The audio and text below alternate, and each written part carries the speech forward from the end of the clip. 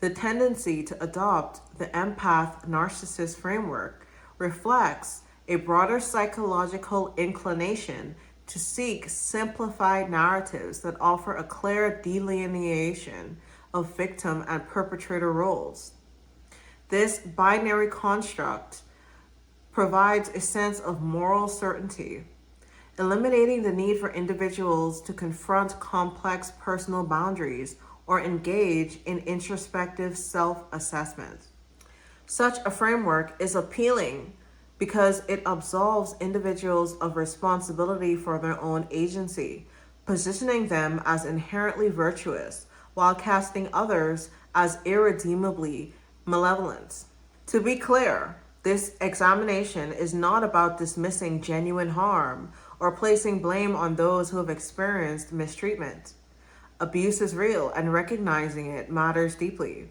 Rather, this is about understanding how certain belief systems can intensify an already painful experience by adding layers of mystical interpretation that may cloud our ability to see situations clearly and respond effectively. Religion often frames interpersonal harm through a lens of cosmic battle between good and evil, which can make an already difficult situation feel even more overwhelming and paralyzing.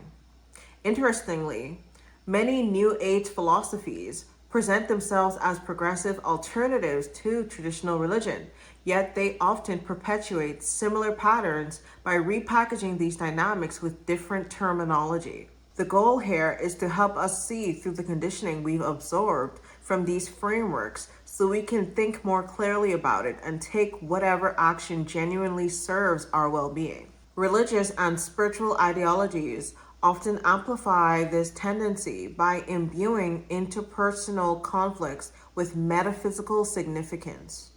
For instance, Christian doctrine may frame manipulative individuals as influenced by satanic forces, while New Age philosophies might describe them as bearers of negative energy or dark entities.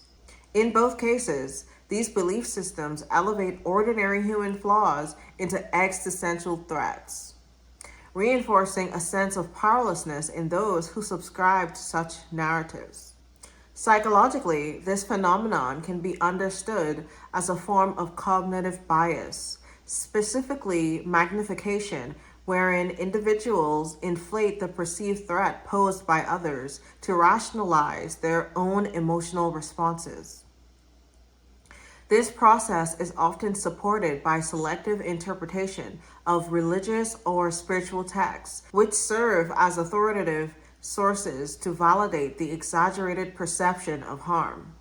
Those previously labeled as narcissists or malevolent actors can be recognized as individuals driven by insecurity or maladaptive coping mechanisms, whose influence depends on the acquiescence of others.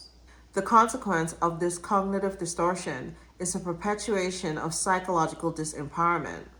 By attributing excessive power to perceived adversaries, individuals remain trapped in a cycle of fear and inaction.